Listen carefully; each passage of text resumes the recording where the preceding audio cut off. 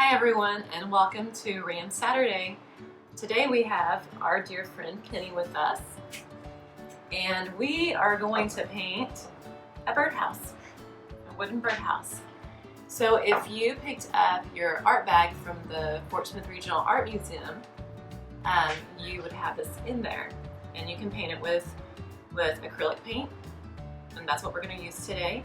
You can also paint it with tempera paint. You can paint it with, well, you can color it with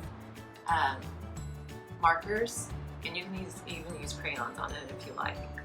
So Penny is going to start painting, and she has picked out sunset colors.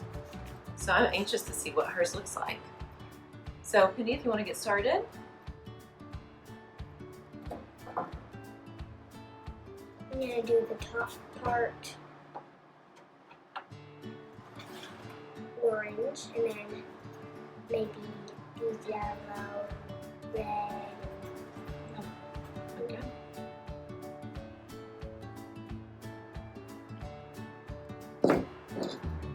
Alright, and here's Penny's finished birdhouse.